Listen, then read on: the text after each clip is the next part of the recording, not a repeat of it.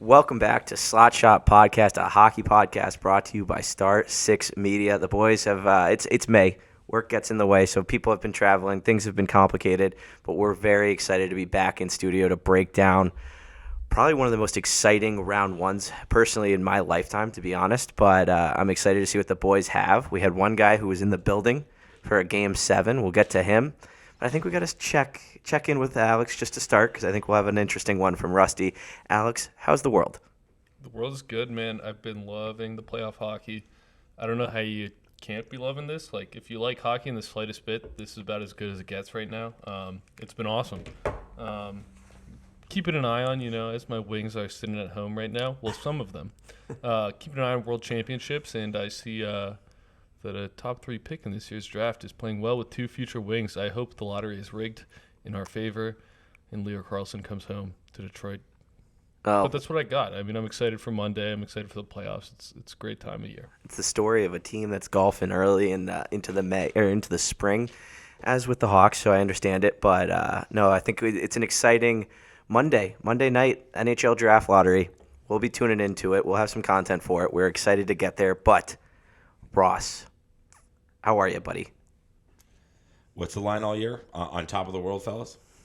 At the bottom of the depths of hell, fellas. Monday this week was one of the roughest days in my sports fanhood ever. Are we just going to launch right into it? Because I know we're going to start with the Atlantic Division. We're starting with the Atlantic. We're starting with Boston, Florida. Obviously, for you people, Florida took it in Game 7. But take it away. Add insult to injury. I had a fluky work obligation in the Boston area. Changed a flight to get there early. Old man found his way to Game 7 tickets, so I'm in the building for Game 7. And before we get to Game 7, because 5, 6, and 7 have happened since we last recorded. Correct. All 3 of us said Boston in 5. We don't like to cross sports, but I was thinking long and hard about this, and I there's a very important thing for the uninitiated to understand, and it's especially big for us in Chicago here. Cubs fans, before the Cubs and the Red Sox ever won anything, Cubs fans like to link themselves to the Red Sox. Mm-hmm. Red Sox fans hated that because the Red Sox knew the art of the choke, and the Cubs were just lovable losers that never really got close. Steve Bartman, whatever, one time in 100 years. Red Sox were right there in 67, 86, another time in the 70s, the 90s losing the Yankees, 03, there was just heartbreak, close, good teams working towards a championship, just never get there. So I really want to emphasize the term choke artist because this was art. This was art. This is the art of a choke. Game 5, as regulation's expiring, your best player on a breakaway with the game on his stick, a buzzer beater breakaway to ice the series, silence this rebellion. Can't get it done. Throw up on yourselves and give away the game in overtime from a miscommunication and a goalie out of the net. Game 6. Battle back, score 5 goals, blow not 1, but 2 third-period leads. Scrambling. Terrible. Game 7 on home ice. So rattled. Just not crisp. Go down 2-0 early. Battle back. Take the lead in the third period on home ice. Crowd trying to will you into it. A minute left. Game 7. Up a goal. Allow the tie. Go to overtime. Lose. On home ice. That's what choke artists are. That's a choke artist. That's choke artistry. And we'll get into the series and we'll talk a little bit. I don't want to be too long-winded, and just stop me if this gets to be redundant. But there's nothing about this that was anything short of just a historic choke. Now, the Bruins are much better than the Panthers. but they're not so much better than the Panthers.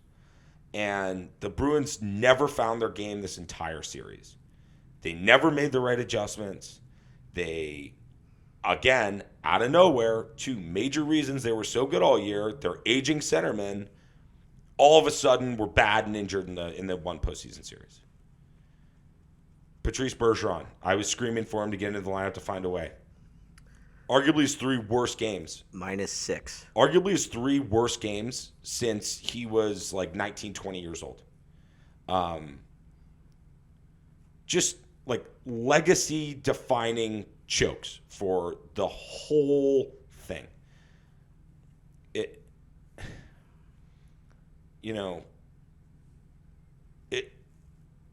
It was, like being in the building for a Game 7, like every like to the casual sports fans, like, oh, Game 7 sick. Like, it's not sick. It's not sick being in the building for Game 7.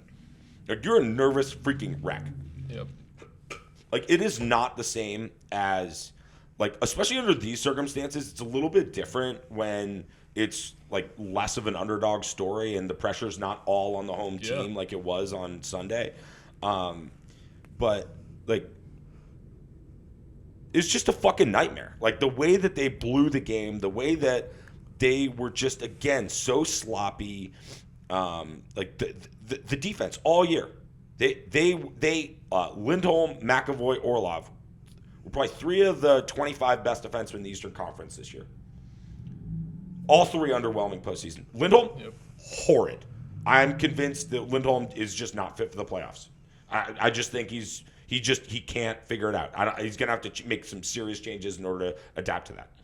Orlov, definitely a playoff player. We've seen him do it. But I think in Montgomery's scheme, he was kind of doing too much, skating too much. He's now on the other side of 30. The feet aren't totally there. Caught himself out of position and made just a lot of bad decisions with the puck. He played some offense. He was up and down. McAvoy. He was their best player in their big wins in the two games. They played well in two games all series. They played well in Game 3 and Game 4. The rest of it, they either got outplayed by Florida or were even. McAvoy, again, failed to take that step and was inconsistent and choky and weird with the puck.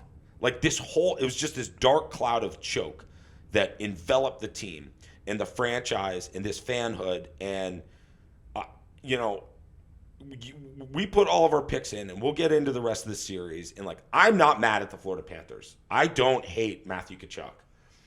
I don't hate anybody on the Panthers except for guys that are bad that I don't think are playing well. I'm just mad at the Bruins. I'm mad at the entire rank and file of players. I'm mad at the coach. And it's like a complete flip-flop of where I was this time last year. Management finally put together a cup team, and they fucking choked. And they're never going to be this good again. They're never going to be this good again. Now, that's a whole off-season topic about roster changes and how to mix up this DNA. And I think when we talk about some other teams, we'll get there. But another thing I realized, this is the end of the opening monologue, woe is me. I know why I hate and root against Toronto so badly. I know why. Because without Toronto, the Boston Bruins are the biggest choke artist team in the history of the NHL. They're the only punching bag for us loser Bruins fans and our loser fan base and our loser organization. And the totality of it is like, this year combines with 2019, combines with 2014, 2013, 2012. Hell, even the 2 years before they broke through in 11. And the totality of this era of signing Zdeno Chara after the lockout, building the team around Patrice Bergeron and Chara, Krejci, Marchand, this whole thing, the totality of it is now coming crashing down as the very painful reality that 2011 was Tim Thomas stealing a Stanley Cup, and the rest of this era is the best regular season team in the NHL over a 20-year spread that won one fucking championship. Again, fans, remember and embrace your winners, because nothing hurts more than growing up with your team and loving your guys and reaching a point where you realize they're losers. They're choke artists, and they can't get it done. So there's some young players, and we're not going to turn this into a Bruins offseason podcast. We're not doing that for our listeners. But the level of pain, realization, totality, I woke up Monday morning with a phantom pain in my neck. It's like I slept on the bed the wrong way. I couldn't move my head the whole day. Woke up with 2 aching feet. It's just it's sports. It was, this whole thing was sports fan deadly illness, and I didn't even watch Game 7 Colorado-Seattle that night. I couldn't stomach it. That's what I got, boys. And we can get into the series and talk hockey, but it just, the art of the choke. I think the term choke artist, it's everybody knows the term, but it doesn't really get used that much. Sometimes it kind of floats around. Ladies and gentlemen, this is what choke artists are. Mm-hmm. This is what they do. This is the art of the choke. And this series was the Sistine Chapel of choking away your legacy in 2 weeks. I think as we unpack that, there's a lot to unpack here. A lot of credit to this Florida Panthers team. I think we'll start with Bobrovsky. Comes in for Alex Lyon and stands on his head. I think. Let's unpack it. The fact is, Marchand made a great move on that. Great shot. I think he shot low blocker. Okay shot. And didn't shoot it above the Bobrovsky made a great save. Didn't elevate it over the pad. I think there's the fact is the guy came into the playoffs cold. He sat the first few games, and he was impressive. I think shouting out Paulie for the first time of probably many tonight. He had serious questions. Could Bob go out and win a Game 7? What did he go and do? He won a Game 7. I know just monologue, but can I hijack this goalie take really quickly? Sure. Because it's just driving me nuts. I've got a lot of rage here, and I think that was as calm as I could have opened it.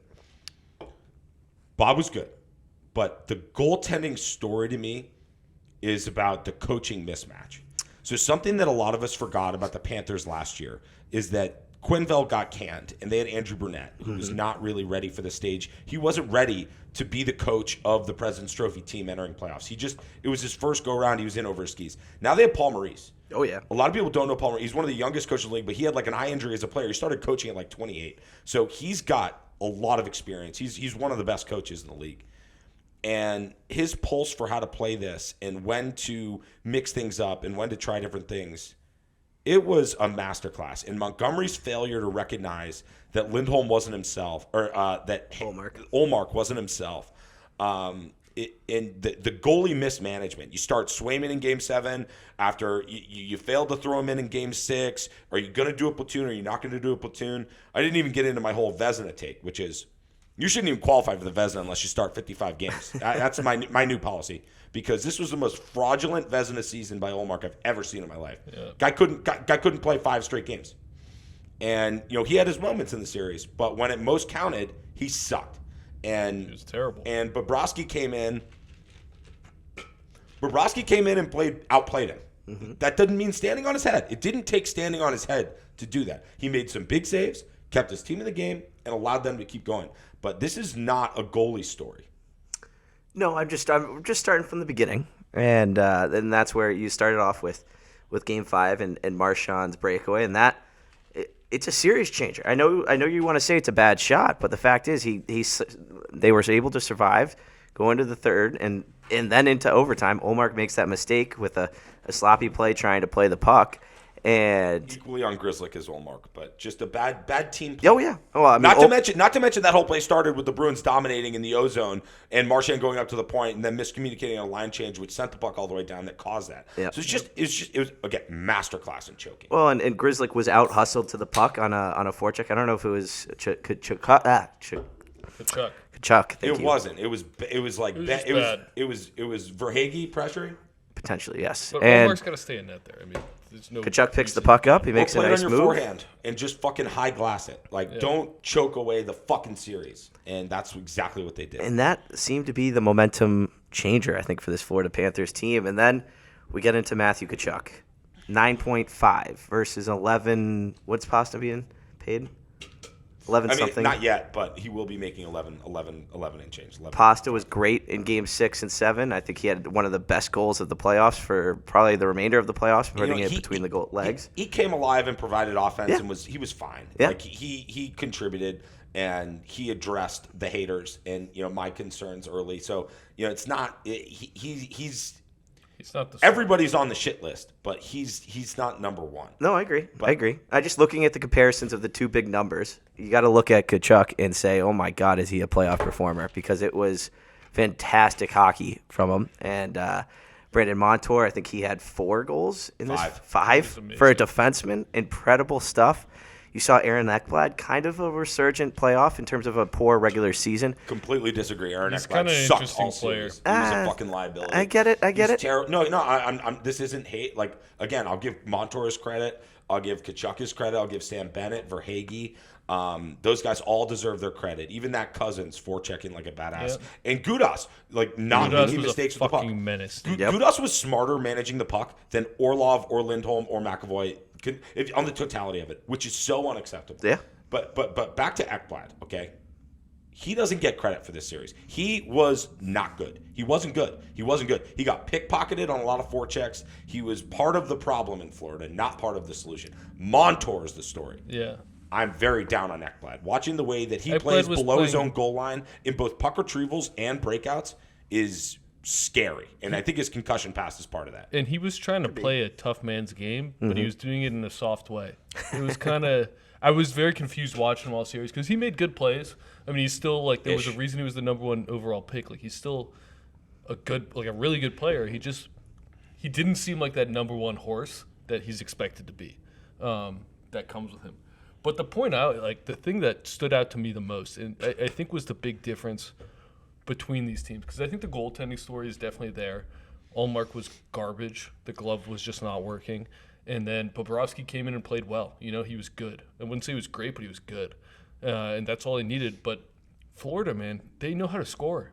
They finish pucks. Yep. They put pucks in the net. And when I look at the Bruins, one thing that I didn't fully understand in the regular season was they got a lot of really good players, but they have one sniper, realistically. And that's not to discredit Marchand, but you could see Florida was capitalizing on everything. They were taking their chances and just scoring. There wasn't a mistake that they didn't really seem to punish. And that's why when you look at this massive choke, which is this beautiful painting, you talk about the artist. There's so many important details. Any one of them could have been the story of the series, but there were 10 of them. 10 of these just brutal moments where Florida made no mistakes about it. And that's what it was going to take for this outcome. Yeah. Yeah, and Florida it was both. It was a choke and a capitalize, and they both happened all together at the same time. There was a 9% chance Florida could come back in this series after it was 3-1. 9% chance, and they played their hearts out, and all the credit in the world to Paul Maurice. I think he shows the fire on the bench. He's not afraid to animate the bench, and I think Florida played 7 games of excellent hockey. And I know there's what? That's not true. They didn't play 7 games of excellent hockey. They didn't. They got better as the series went on. Yes. And I think the turning point, That's true. You talk about Marchand turning point, not putting the game away. The real turning point was Sam Bennett coming back into the lineup. Sam Bennett was electric. Sam I was Bennett. about to give him a shout out. He was probably the best player in the series that I noticed. So this is what's so shocking. And we find out Bergeron had it slipped a disc in some fluky way before the series, which is just that classic dark cloud bullshit. Yeah. But Bergeron and Bennett joined the series. Mm-hmm. From that point forward, the Bruins were 0-3, and the Panthers were 3-0. Oh, Brad Marchand, Patrice Bergeron -6 entering, I think, from game 5 was his first one? Or 4? 5 was He being... played 5. He Yeah, played in 5, his 6, 3 and games. 7. Oh, lost. Yep. Scored a goal in game 5, I think, on the power play. Other than that, he was 0-0. He was 0-0-5 in the last 2 games. Yep, -6 on the Coyle and series. Zaka look like the 2 best centers on the Bruins. Yep. And you inject Krejci into the lineup, and then you're moving, and Zaka's taking faceoffs, not Krejci, and you don't really know what you're doing. And Jim Montgomery, like I talked about all year, doesn't really run the team. Patrice runs the team, and it's like all this shit just came together in the worst fucking way. Yeah.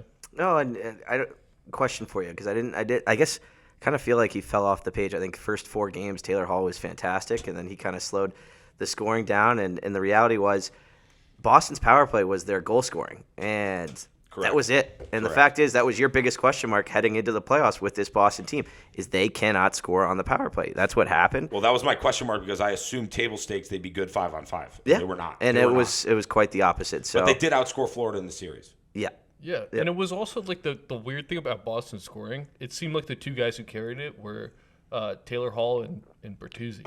yeah. And it's like that is what you can't really have happen if you want to win a lot of series. I mean, it's good when they perform well. That shows good depth and a lot of things. But to win a playoff series, you most often need your top line to play. So I liked what I saw from Taylor Hall as emergence in the middle of the series. Like that was cool. That was a good little kickstart, Yeah. and like he finished, and like that was important offense. He scored some big. He goals. had a good series. He scored some big goals. He had his moments. Where he played well. But the coaching. One of the things that's come under fire in Boston, literally, well, everything's come under fire in Boston this week, but is his ice time.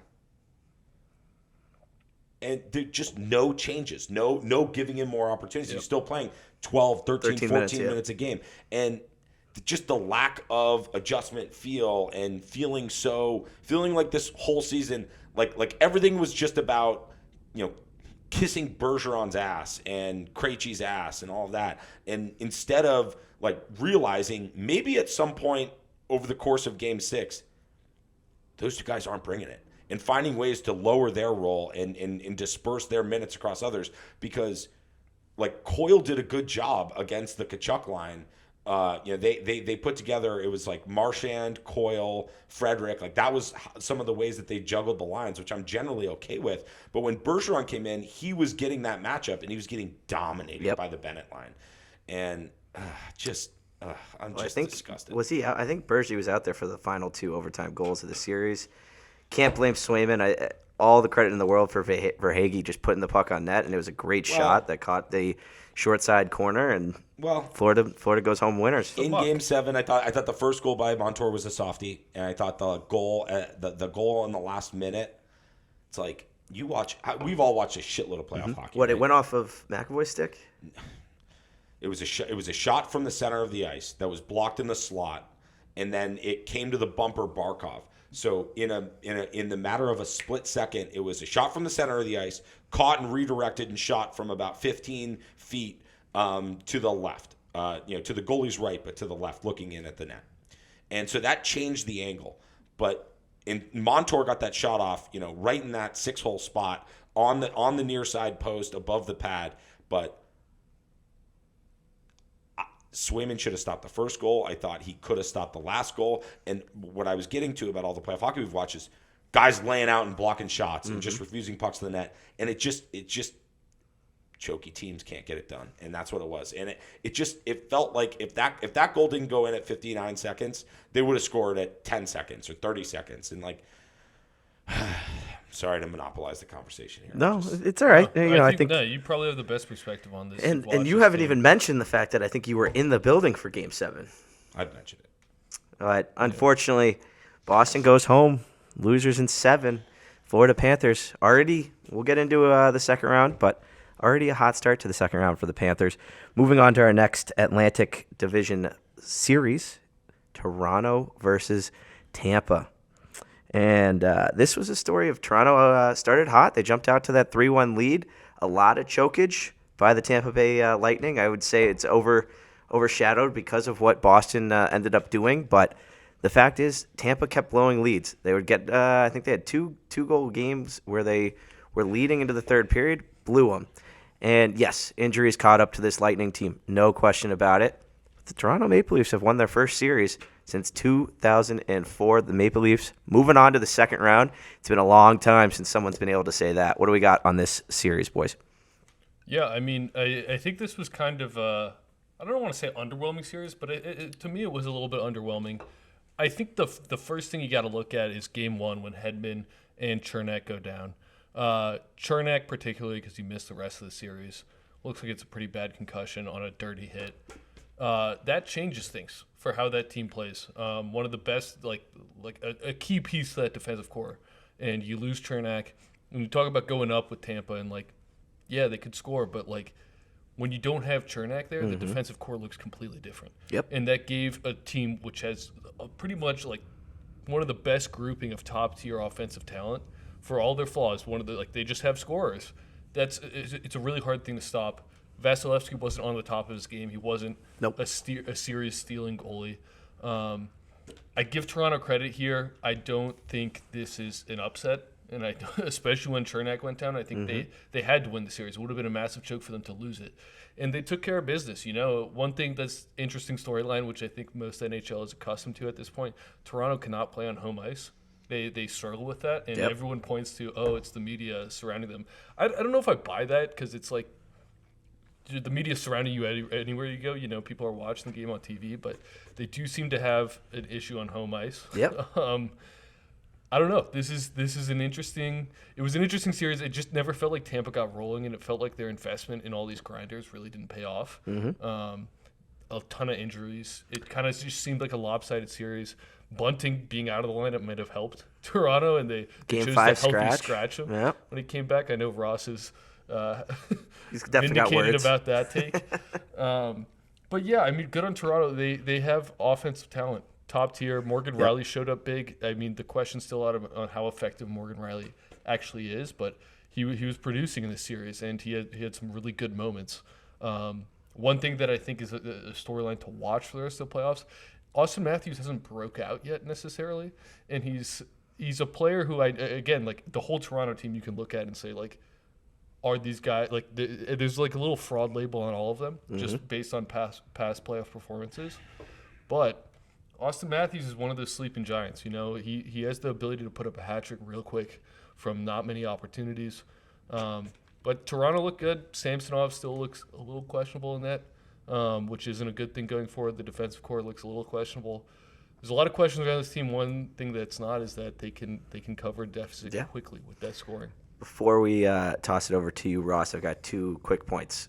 Tampa side, I believe between Kucherov and Point, maybe a goal between the two of them. Huge issues there. I mean, that's Tampa's major scoring, and that tells kind of the story of where Tampa's scoring fell short. And then as we've got the coverage on for the next game of Toronto and Florida, Luke Schenn.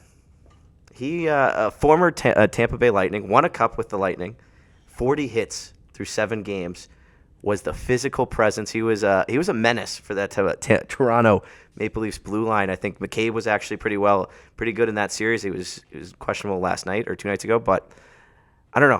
I'm curious to see what you've got to say, Ross, but I think Luke Schenn was fantastic, and the Kucherov Point not being able to score. Yes, Point was shaken up pretty in Game 4, I believe, in a tough situation that was ended up ruled collision in the boards. Yeah, yep. yeah. He broke so tough stuff to play through, but I think that's kind of the story on my point of this series, at least. Yeah, I think you guys are spot on. Play of the series was Bunting cheap shotting Cernak.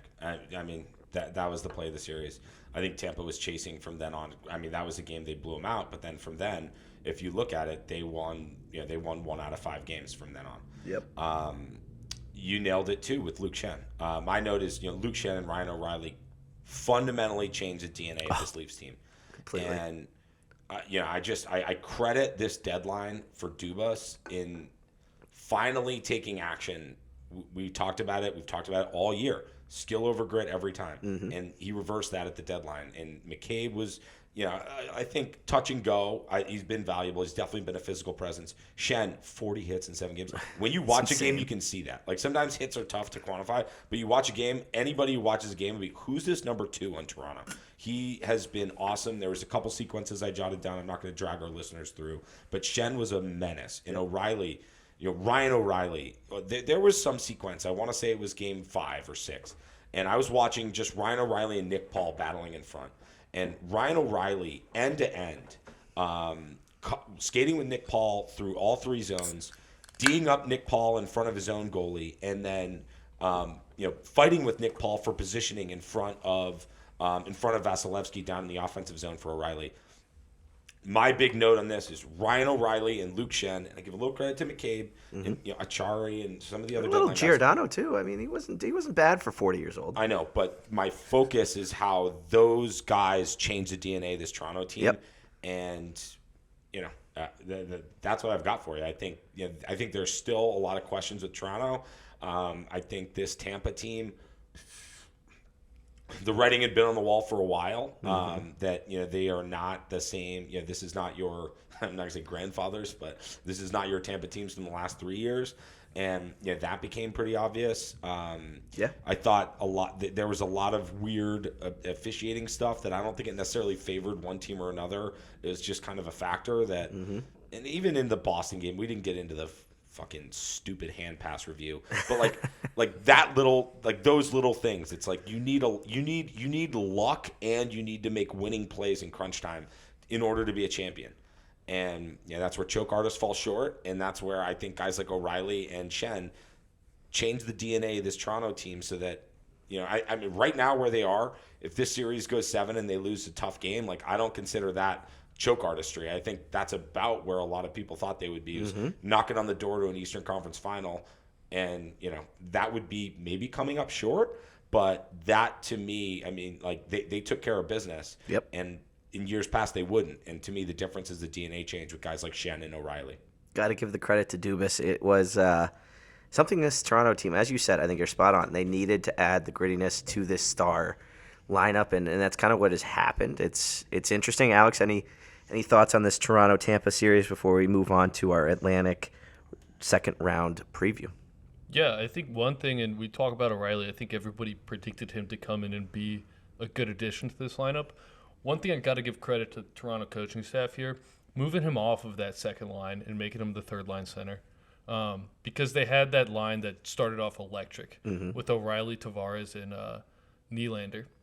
And they moved him off that. And they said, let's put him on the third line. And now you look at Toronto's lines, and there's not the juice. There's not the juiced top 2 lines that they can have. Balanced. But there's balance. And there's a third line that with O'Reilly on that line, it's just a lot better. You have 3 good centers. Well, depending on what you think of Tavares, but even if you don't like Tavares, put up a quick Hattie in this series. He can do that. Just the type of player he is at this point. Ross is mad, but this is what the Leafs are. They got guys who can do that. So yeah, I think they've played their chips well, not only at the trade deadline, but then utilizing them well. So they're in a good position. They're the Cup favorites now. I don't know how to feel about that, but they are. Yep. Well, it's probably the most star-studded roster left in the playoffs. There's no question about it. So many teams that could end up winning this at the end of everything, but Toronto finally was able to get over that first round hump. Like I said, 2004, last time this team has won a playoff series, and Vegas putting the pressure on them early as they are as entering the second round, the Cup favorites at this point. But then what happened? As we turn the page to the second round. Before we turn the page to the second round, you just referenced Toronto, right? 2004 is the last time they made it to the second round. Correct. Just, NHL choke artist power rankings. Since 2004, they haven't made it to the second round. Correct. Since 2004, Boston has blown a 3-0 series lead and a 3-0 lead in a Game 7 at home. We get it. No. I know. We know. We just saw it. We got the full Picasso of choking. Lost 2 Stanley Cup finals, including another Game 7 at home. 2 President's Trophies. 3 President's Trophies. I don't think you have to sell anyone on Boston. I know. It's just that's a big difference between the choke artist and just the team that sucks. The team that can't get it done. The team that you expect to lose. I think he's a little salty. I know.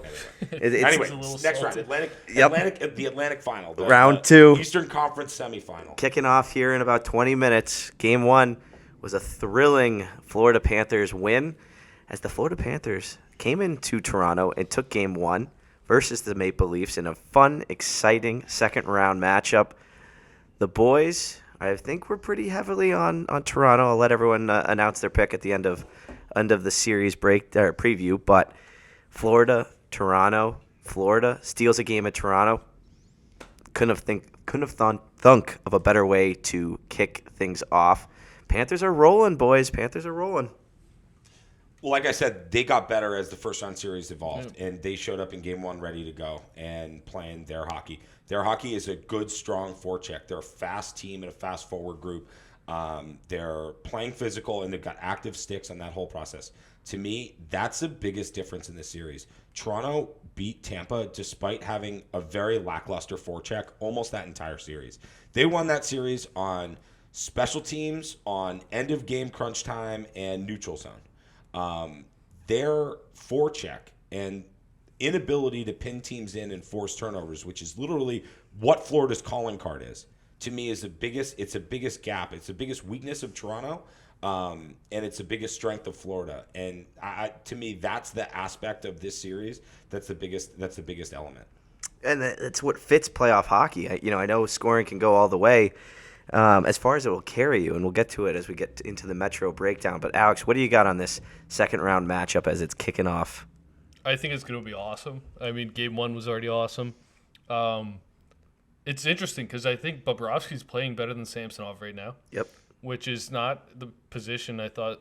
I'm not surprised the Leafs are at a goaltender disadvantage. That seems to be a constant. But also, Samsonov's not been horrible. He hasn't been horrible. He just hasn't been – Bobrovsky's playing better. It's not a huge advantage. It's just not one I was expecting.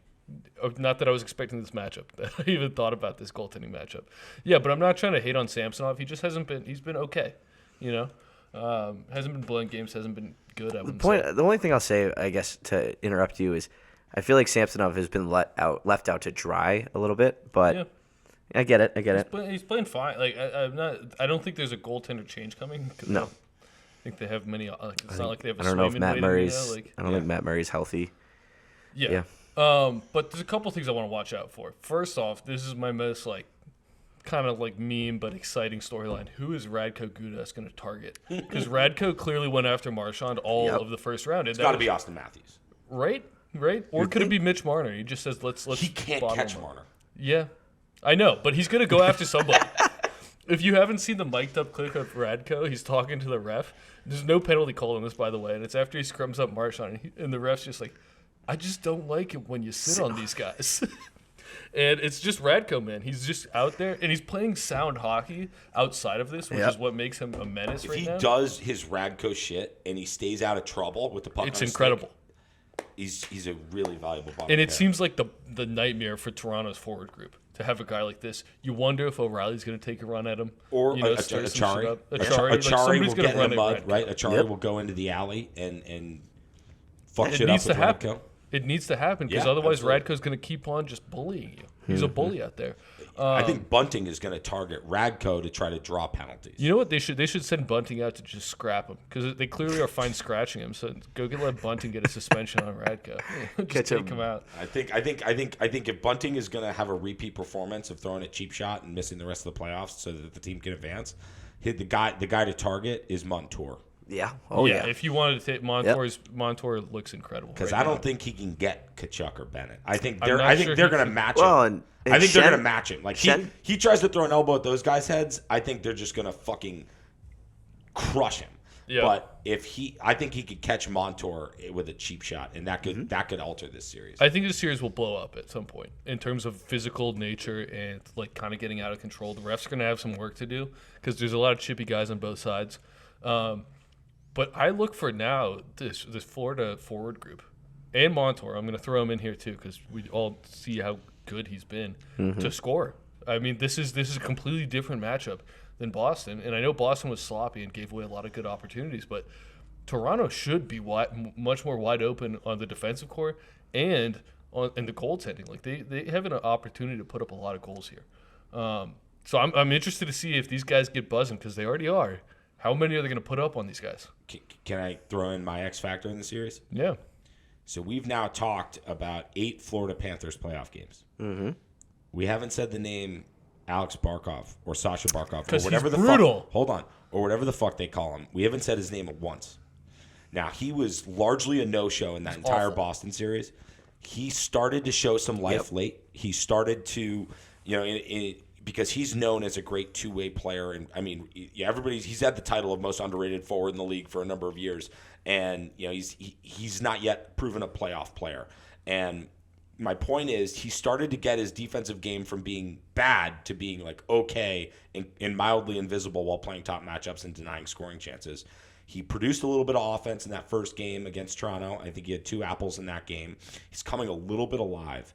And the fact that Florida's done what Florida's done without Barkov leading the way, if they can unlock Barkov in this series, that's the key to a deep run for them. Yep. I don't love their defensive depth. I think they're going to ultimately, if they're going to go further than this Toronto series, Bob's going to have to continue and accelerate and get even better. Mm-hmm. But Barkov, to me, is the key in them taking the next step because I think we're seeing what we're going to get out of Ekblad, and it's going to be just okay. It's going to be a 78 out of 100. But also, Ekblad, I don't think is the story. Like, Forsling's good.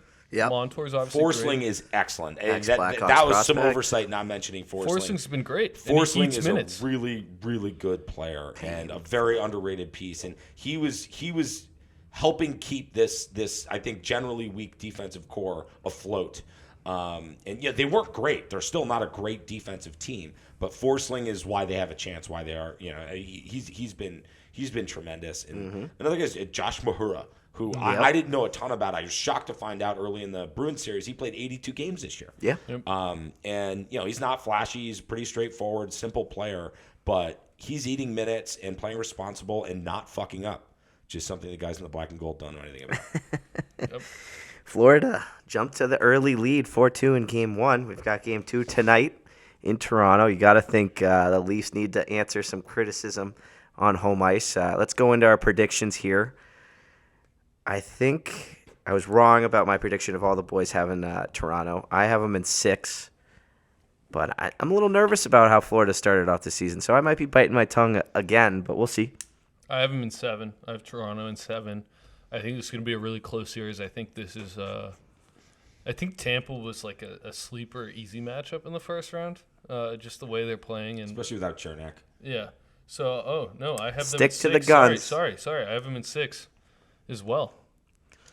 I got tweeted Cats it in out. 7. Cats in 7. That's my pick. I like that pick too. They're the better forechecking team. I think they have a slight edge in goal.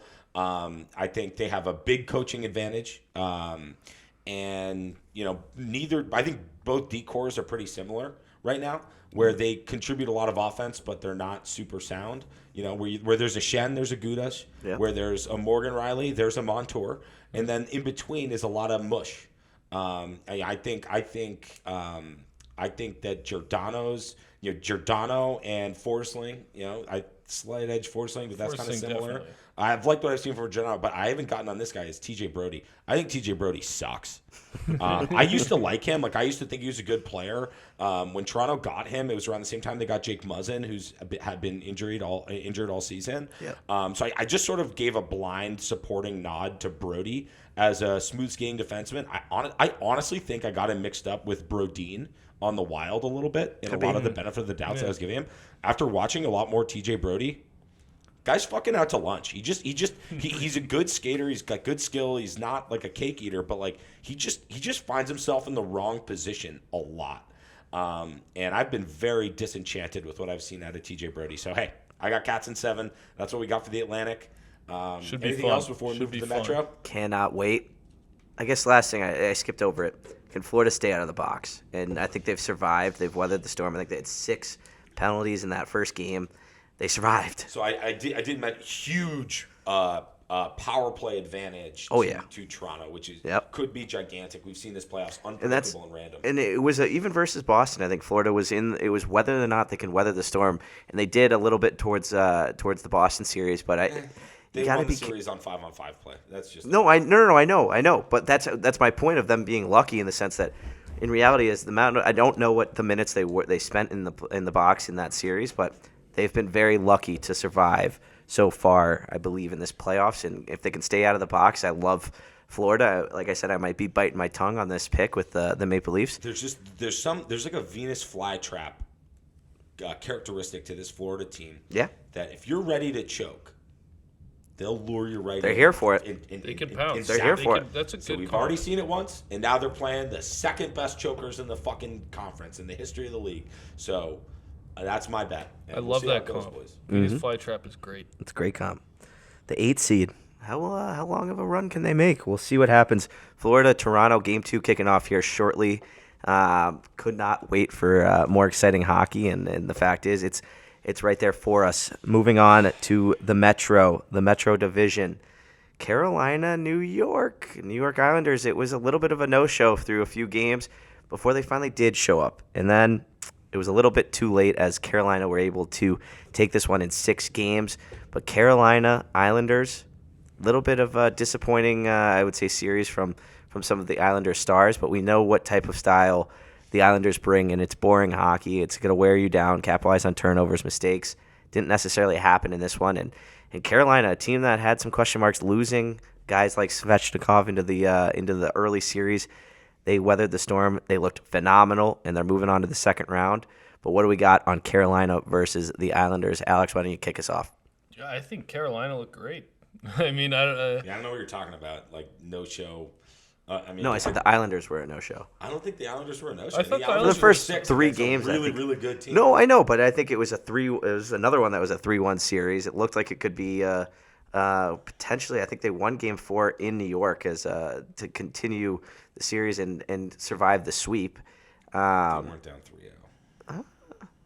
They weren't. Well, maybe it was 3-1 going into Game 5 2-1. Game 5 made it. It was 3-1 entering Game 5, and there were some bad bounces. My notes. I'm trying to remember this, but there's a big black hole of memory and rage and violence in my brain between now and then. But I got bad bounces, tough loss for Canes in Game 5, letting in some bad goals. The Canes goaltending. Right now they've got Freddie Anderson in there. Yep. Speaking of chokes, and you know they I think they're a very deep and balanced team. The knock on them has been that they don't have that superstar elite. And you know they tried to do the Pacioretty thing. He can't stay healthy. He played less than 20 games, maybe less than 5 games. And then Svechnikov blows his knee out last few weeks of the season, right? So further depleting that top end scoring. But they've just got depth. They move guys up and down the lineup. Martinuk, this guy Nosen that they are now playing net front on the power play. That's a good prop better for you gamblers. And my big note on this series is, I talked a little bit about, and we're going to get into some of the other guys, across the league. Playoff players versus non-playoff players. Sebastian Aho, rusty, certified stamp playoff player. He's in there. And that's my big takeaway on those games. I thought, it was hard-fought series, a better team won. And, shame on me for abandoning my Canes. I had Canes Stars final since, our season preview. And I just rode with the Islanders because fuck it. And here we are. And it was something, I feel like you abandon ship after games 1 and 2? I cannot remember. I forget. I think I stuck with the Isle. I think you did. It was a ballsy pick. You got to respect kind of trying to change things up. It's what wins you a bracket challenge. If your team has no balls, you better have balls, right? Yep. Seth Jarvis, I think he was impressive for that series. I think Carolina, Jacob Slavin, fantastic, unbelievable player. Love Slavin.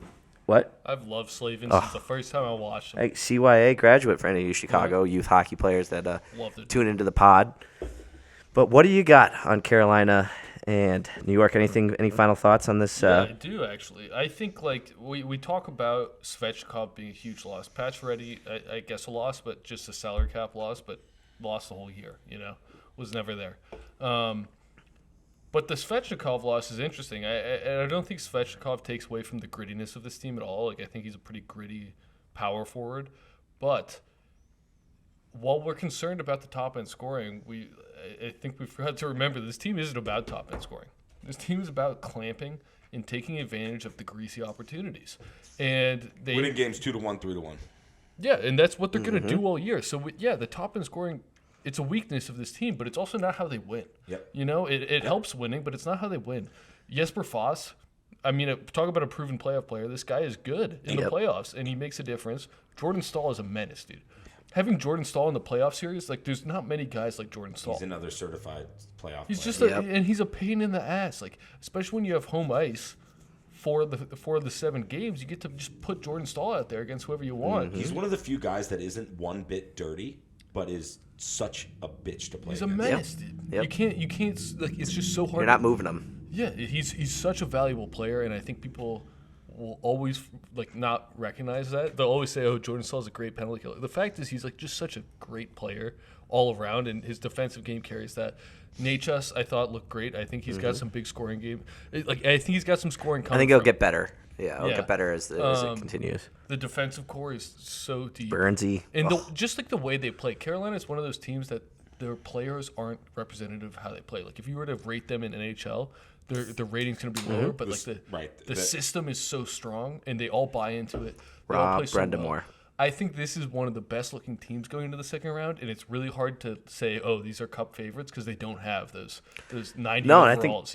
I think you nailed it with the sum is greater than the parts. Mm-hmm. Totally, and that's a big part of it. Got to think credit to Brendamore, even though I don't want to give him a lot of compliments because he's a shit ton of they play like termites, man. They play like Brendamore style of hockey, and it's vintage of what they were able to do-ish when they won the Cup all those years long ago. And that's another thing too. Is the short history of the Carolina Hurricanes has been a sneaky successful playoff. Absolutely, team, right? They won it all in 06. A lot of people forget they lost in the final in 2002. Yep. They made it to the final as complete underdogs, and they've never had Ron Francis at age 40 is the closest thing to a superstar they had. Eric Staal. Mm-hmm. Eric Staal for a long time. That's right. Eric Staal, Hart Trophy, 06. You're right. Eric Staal. But my point is, sorry, it's just getting a little redundant, and this is dumb. I hate going in a time machine and talking about the laundry, but I've been doing it with the Bruins all day, so I'm in a rut. Carolina looked good though. Carolina looks like a wagon, and personally, I think Vegas severely overlooked them as the Cup favorites at this point in time. But Carolina is rolling. Let's move on to our second series of the Metro first round. Wait, Carolina's looking good, even though they lost. Teuvo Teravainen. Yeah. How are they going to survive without Teuvo Teravainen, Rod Brindamore? Depth. How are they going to lose Teuvo Teravainen and move on? Does anybody actually like Teravainen at this point? He sucks. He won a Cup with Chicago. I'm not gonna lie. This girl I went to high school with. I'd rather have Versteeg than Teuvo any day of the week. Absolutely, sure. Especially in this style of hockey playoffs. Oh, anyway, no question about it. I saw. Let's hear the girlfriend story here. Right? Not a girlfriend. Girl I went to high school with, Hawks fan from Chicago area, and she went to. I guess she's living in Carolina now. Went to one of the games wearing a Hawks jersey, and she's like, "It's a Teravainen jersey." I'm like, I don't know if that makes it better. It was a long time ago now. At this point, kind of scary, but Teravainen did break his hand or a finger. Really disappointed in that addition story. by subtraction. Not gonna lie, really disappointed in that story. I thought it was going to take a turn. I was hoping for it's not that good. I agree. That good. It was just like somebody wore a Teravainen Hawks jersey. I don't know. I got you. It just happened. The Hudson River rivalry. Oh boy. So many star-studded guys of the past on this Rangers team. And what did they do? Patrick Kane showed up in one game. Tarasenko, I think it was a little bit of a vintage Tarasenko through this series. I think he was effective. I think he was probably the best Ranger forward, in my opinion, at least scoring wise. Kreider was a big part of their wins. I agree. No, I agree. But Ghost, Zibanejad. Ghost, Panarin. Artemi Panarin. Do you give a fuck about playoff hockey? Do you care? Because you were a no-show through 7 games. An absolute no-show. And that is what led to the New Jersey Devils coming back, fighting back, and winning the Hudson River rivalry in 7 games in a thrilling series. The young Devils continue on. The Rangers are done. Boys, this was a fun hockey series. It went all 7 games, and as painful it was, I'm wearing a Kane shirt, but I just didn't think they deserved it. There was no ounce of the Rangers. Can I give another ghost? Yeah, absolutely. While we're on the ghost topic, Philip Hedl. I know he's not that top line, but a guy who got a lot of hype during the regular season for having a very high shooting percentage. For the shooting percentage nerds, shot 25%. Sorry, he doesn't have that type of shot. It's called good luck. Mm-hmm. He was nowhere to be found. And when we talked about the Rangers, I feel like every Rangers fan who followed was like, "Oh, Hedel's gonna have a great playoffs." The kid line. Yeah, the kid line. Yeah, bullshit. They sucked. Yeah, they were good. They were good through a few games. They were the best team, best line for a few games. Hold on. They were good. In fitting fashion for a New Jersey franchise, right? The few fans that we keep a regular dialogue with, they are so violent and just vicious. And nothing got them more upset than this the kid line. If I hear one more fucking person say the kid line is a great line, they produced 1 point in 6 games, blah, blah, blah, and just Randy, and it's all valid points. Like we talked about that when we got into this, and this is a series where I'm just absolutely eating my lunch. Came in picking Jersey after 2 games, completely flip flopped. Yep. And Yep. Here we are right back. No, I did not. I did not. The ultimate Devils pick was right in 7. Now when we huddled after the first 2, you still pick Rangers. I said I thought, but it doesn't matter. Continue. Come on, we're not doing pick accounting here. Let's just focus. I was all over Jack Hughes, right? I was all over Jack Hughes and some of the young Devils and the tutorial that they got taught in the first 2 games about what playoff hockey is. Credit to Hughes, credit to Mercer, credit to those young guys stepping up and learning playoff hockey very quickly on the job training. And I really liked what I saw from Hughes. Again, not necessarily throwing the body around, but fighting through checks, being a threat all the time. And my notes on the series were just that it felt like as the series started to turn there after game 2, the pace of the games picked up, and the neutral zone became this kind of track meet, which is absolutely how New Jersey wants to play, which is very interesting as we get to the Carolina series. Yeah. And when we last revisited, I said, when are we going to have our Trouba moment? Oh, yeah. And I think that was a good prediction. It was just too little too late. Yep. When he a pointless moment. Absolutely smoked Meyer in game 7 down 2. And, that's exactly what they needed 2 games sooner. Yeah. Totally. Yep. And so, we don't need to break down the hit or whatever. It's playoffs. Things happen. Meyer's fine. Life goes on. But to me, that was another example of Timo Meyer should know better. He's been in the league long enough, and he's played a game. He's carried the puck into traffic as a big boy against guys trying to kill him for too long to do that. And I think that was just another example. It reminded me of the Hronek when Hronek skated right into Ryan Reeves in the regular season and got absolutely shit rocked. And it wasn't that bad, but yeah. It was a good hit. It was a good hit. Armor. It was violent. You're going to have to go back and watch it. It was violent. You're gonna have to go back and watch it again. When he skated right in front of the net. When Hronek looked over his shoulder and skated right into Reeves. I'm saying that Timo Meyer wasn't as bad as Hronek. Okay. His was way more clueless. Yeah, I mean, there's traffic. I don't know. I think the difference is more Hronek's body mass against Ryan Reeves' body mass versus Timo Meyer's against Trouba. Timo Meyer and Trouba are pretty similar physical athletes. Yeah, no, Meyer's a big boy. And just cracked him. Yep. Anyway, I get it. My point is, good for Jersey. They're finding it. They pulled Miles out of the lineup, and that was a big part of turning the game around, the series around. Yeah. I'm not going to lie. Miles had That's true. But Miles had a very tough, up and down series. Very tough. Bastion's been great. McLeod's been great. Yep.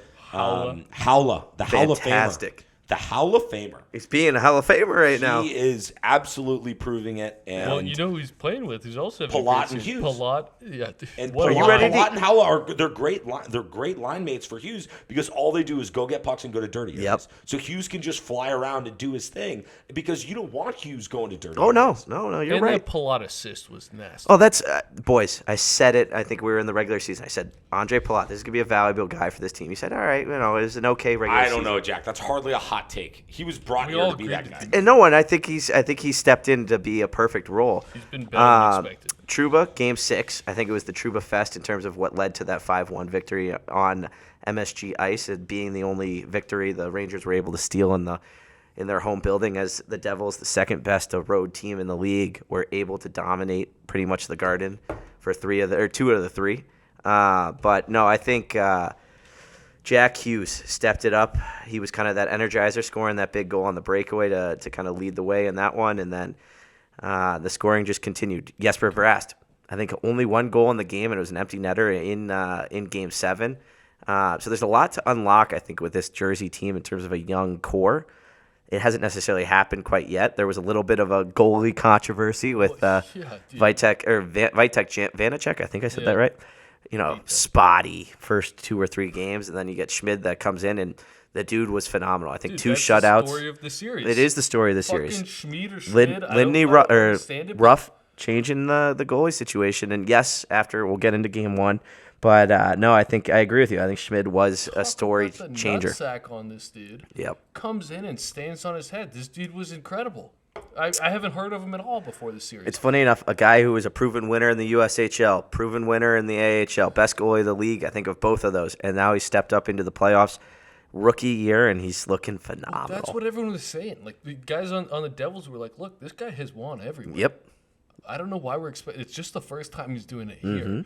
And that's not what you hear about a goalie stepping into the NHL. The amount of confidence these guys had in this dude was incredible. They were just like, this is what he does. He wins. Yep. And he stood on his head, and he was fantastic. Yep. He was great and completely changed the series. Completely changed it. And Vanacek was garbage. Vanacek was garbage. I completely agree with you. I think it was, as we said, it was kind of the series changer for this Devils organization. 100%. But, I think Shesterkin, the saves he was making last year in that series run where I think they lost it and he made like 50 saves or 60 saves in one outing, those weren't the saves he was making in this year's playoffs. And it killed the Rangers, but this was not on Shesterkin. I think there was a game 5. He's noticeably skating by the bench after the period. He's trying to fire up this star-studded cast of the New York Broadway Rangers, and there's just nothing there. It's crickets. I'm actually glad you brought that up. I wanted to ask you guys. Where I come from, a mouthy goalie is never good for team morale. Now, in the case of Shesterkin, he in a couple of moments in this series, it felt like he was the only guy on the team with fight in him, and he was keeping everybody alive. Yep. He was being really aggressive, playing pucks, making passes, really injecting himself into the skating element to get his team going. He was displaying leadership qualities that I think are really great. But I think I still revert back to a mouthy goalie is never good for team morale. And I don't know. I think it's less about shut up Shesterkin, and it's more about why is it taking the goalie to get everybody going. Well, now, to feed off of that, where the hell is Jacob Trouba? Where's Trocheck? Where's Zibanejad? I agree. Where's This whole Panarin? fucking team. You know another guy I want to shout out on this because first off, Ross, I agree. I want the goalie to be quiet, and I want somebody to fucking yell for him, and him to sit there and say nothing. I like that vibe. But it got to the point where I think just Shesterkin was the only one who was saying You want anything. the goalie to communicate. You don't want the goalie to motivate. I don't blame Shesterkin for yelling because he's been quiet the whole series, and he finally loses it. Nobody else is saying shit. Nobody's getting turned up, and he's like, "Look, I'm out here playing my game, and you guys are just doing bullshit." Another guy I got to shout out because he's a defensive defenseman, and I really like his game, but I don't see the fire in it, and I don't see the dirtiness. Keandre Miller, man. Yeah. I really like his Rough game, which series. bothers me because I think he's a really good player. I don't see the nasty edge in him. Yeah, it comes and goes. I'm still high on Miller as a player. I am too. And I think I've made the comp before saying I think he could be like a Jacob Slavin. I think that's where I think he's that good or can be that good. But I think this was a series where the Rangers plateaued and the Devils got better. And it is what it is. But this is not a choke. The Devils were the favorites. A lot of people forget. What's funny is after 2 games, we all looked at the series completely differently. Oh my God, completely. And that's also another healthy reminder. There really is no game-to-game momentum. Like there are scenarios, like we talked about Boston, where it's like you have a team on the ropes, and then all of a sudden the pressure shifts, and there's a lot of pressure on one team. I think where we're at right now in the playoffs, we're going to get to the West, but like it's so wide open now. Like there are no more teams that should feel overwhelming pressure like the Bruins felt in round 1. No. And so I think that whole momentum concept, it's kind of a trap for commentators like us to get caught up in. So I'm glad that we got caught up in it early, and now we can get back to our guns. The numbers on losing 2 at home and coming back in the series have to be terrible. Hold on. I had a stat in here that it got buried in my notes. But It got to be terrible. I do want to share this stat, all right? It's a stupid graphic they put up, probably on ESPN, that says it was the statistical likelihood of a team winning a series. And I think I deleted it. I cut it and I didn't paste it. It was something like the team that wins game 1 historically goes on to win about 2/3 of playoff series. So far in these playoffs, the team that wins game 1 has won 25% of series. Yep. Home ice is like the home ice record's awful. It's just wild. It's playoff all fucking trap. hockey. The other thing I do want to mention was kind of up, and you mentioned Jesper Bratt. I thought he really struggled in this Yeah, series. And one goal, and it was an empty netter, and I think in Game 7. he just never got it going. He mismanaged the puck. He was working hard, and like it wasn't an effort thing. It was just he didn't have it right. So I agree. He's a guy that they need to get going. If they're gonna produce some offense against the stingy Carolina team. We ready to get to that series? Oh, you betcha. And Carolina came out convincingly winning and scoring 5 goals, beating the New Jersey Devils in a ruckus crowd in Carolina. The Carolina Hurricanes took Game 1 5-1 over this New Jersey Devils, and it was a poor performance from the Devils. I think 18 shots in total. They didn't have much mustered up after the first. I think it was 3-0 before the Devils were able to get on the board. And the fact is the Carolina Hurricanes implemented their will on this one, and it was a dominating performance from the Hurricanes, in my opinion. All right. So I think that's painting broad strokes pretty fair. But what I did see in that Game 1, which I did have a chance to watch, I kind of got out of my funk, and I was able to get back into the playoffs. I'm happy to hear that, by the way. Because quickly, and for anyone out there, if you have a beverage with you, new drinking game, you got to take a sip every time Boston is brought up. My point is, you're not. It's the classic coach line, right? New Jersey didn't start on time, and they had like one shot on goal by the time it was 3-0. Yep. 3-0 before halfway through the game. Everybody knows the rules. You always bet the money line on the team that's down. I did that. It's looking worse and worse by the day. But they change goalies, and they get back on the board. They make it 3-1.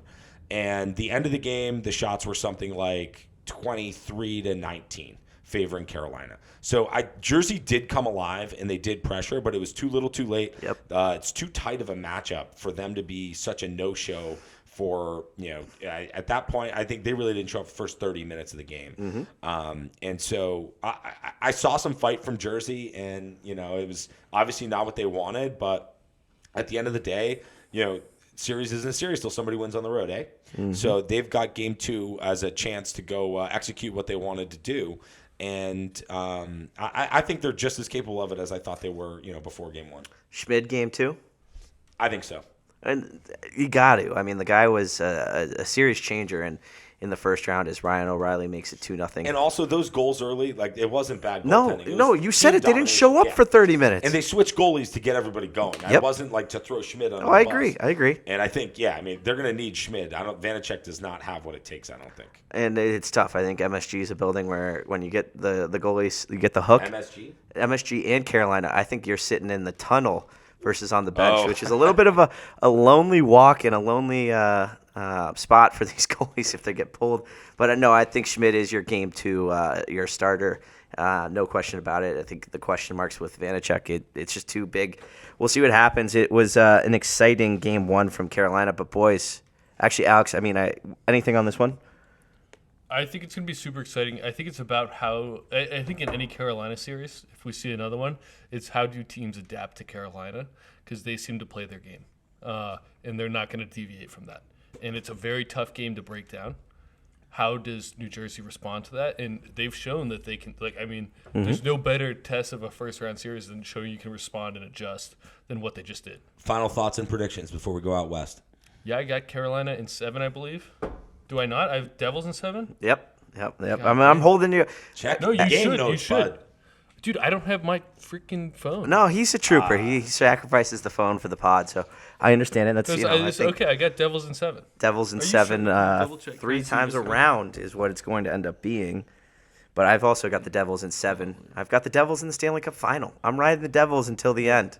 The D train. Hop aboard the D train.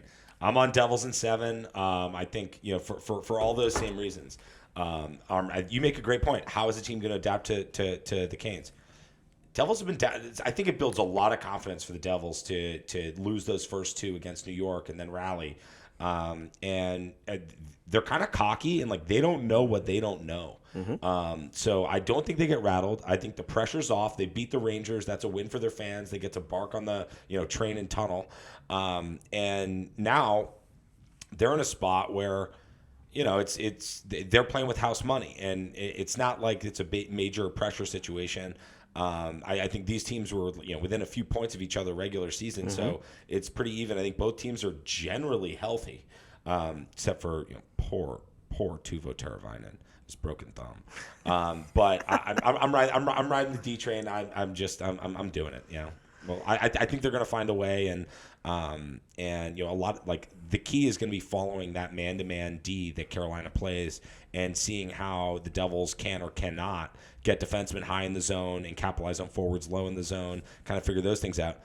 But the Devils score in the neutral zone, and the Canes are really, really stout in the neutral zone. So I think it's a tough matchup. I think there's a lot of logic towards the Canes. And I like your pick, Jack. It's funny how I've just completely abandoned the Canes after picking them preseason when their team hasn't changed a whole lot. But, hey, screw it. I'm on the Devils. Let's see how it goes. Ride, Devils, ride. That breaks down our Eastern Conference round 1 and our preview for round 2. We're moving on. We're moving on to the Western Conference, the Pacific Division. And this one, the most handled first-round playoff series in the West and in all of the NHL playoffs. The Vegas Golden Knights dominated the Winnipeg Jets to a 4-1 win. Only 5-game series. Only 5-game series. And I don't know where – I have to check the game notes and see where the boys went on this one. I think we all did have Vegas winning. I had Winnipeg in 7. You guys are fucking crazy. Really? Yeah. I mean, we looked really good after game 1. Yeah? Winnipeg ran out of steam, and they showed so many more signs of all the flaws that they had all season. I think injuries took hold. You had Morrissey knocked out of the series. Pierre-Luc Dubois went completely off the rails, went from being the best player on the ice to one of the worst. Thank you, Prazek. Winnipeg they really just buckled, and we should have seen it coming. I think we didn't give Vegas enough credit. They're a very deep team. They've got good skill at every level. They've got a great coach in Bruce Cassidy. He really is a good coach. His track record, like the 100-point seasons and the teams that he's had, he's a fiery guy. But I think he gets a little too pigeonholed into this persona in his departure from Boston. That there you go, take a drink. That he's, Mr. Tough Guy, anti-players coach, and I really don't think that's the case. I just think, I think he expects a lot, but at the same time, he understands he's only going to go as far as the players take him. And Eichel came alive in this series. He was a complete no-show early. He started to show up, started to give that effort that he needed. The rest of the Vegas depth. I mean, like Amadeo and like the Barbashev and just the coming at you in waves that Las Vegas does, paired with they've gotten pretty good goaltending from Brossoit. Yep. Again, I think Hellebuck was better than Brossoit, but Hellebuck wasn't enough to keep the Jets alive. Yeah.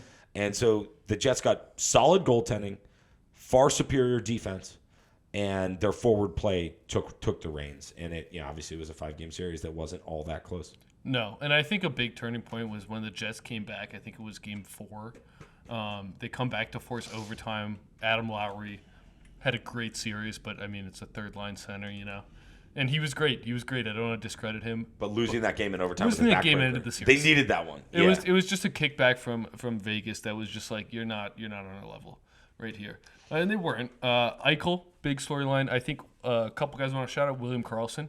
Yep. I like his game as a third-line center there. I think he's just really good and underrated, and he's been underrated since he got to Vegas, even though everyone, I think, thinks of him as underrated. Well, the thing is, you look at his entire career, and he's been like a sniffing 20-goal, sniffing 40-point player. Mm-hmm. And in his first year in Las Vegas, I think he scored 40 goals. So everybody kind of got out of whack about who is William Karlsson. Yeah. Like, wow, Bill, like, what is this guy? Like, what is he really big? At the end of the day, I think he's more like a 25, 25, but 50 he's a guy. Sound two-way player. What's the name? 100%. We're going to get into that in the matchup that they have on the other side of this because, But he's a Karlsson, and I feel like Karlssons don't get that. He's drawn responsibility for chasing around. Yeah. Capital H, him, next series. Another guy, Mark Stone, playing great, and Chandler Stevenson. Couldn't agree more. Chandler Stevenson's another guy, great in the faceoff dot, skates like the wind, very sound player. Brings a lot to the table. Very underrated guy with some great playoff experience at every stop he's been in. So it's really good to see Chandler Stevenson taking the next step in his career. A guy that I think a couple years into his NHL career may have thought, I'm not going to be long for this league. It might just be a few in here. He's found a way to reimagine his game, get to the next level, and earn his ice time playing alongside very, very skilled players, which he's proven he can do. And he's the kind of guy I really like. Another certified playoff player. The other thing I like about him, and this is where with any team you can't watch them all as like your team. You're always going to watch your team first. Vegas fans on Twitter were saying this is the best contract in the NHL. Not trying to say it is. He's on a cheap deal, so it's a good contract for sure. But when when a team's fan base is that high on a player, I always like them more. I trust them to know they watch every game. Who shows up, Yeah. And he's shown up in a good way. He can kind of finish. He can kind of play two-way game. I like him a lot. Chandler Stevenson. Yeah, and he was on about a 70-point clip this year. He missed some games, so I think his totals were in the neighborhood of 60. He had something like 60 and 70. He's really solid. He's a household name in the Vegas area. In the NHL, not at all. But no, I think the guy was scoring. He's PP1.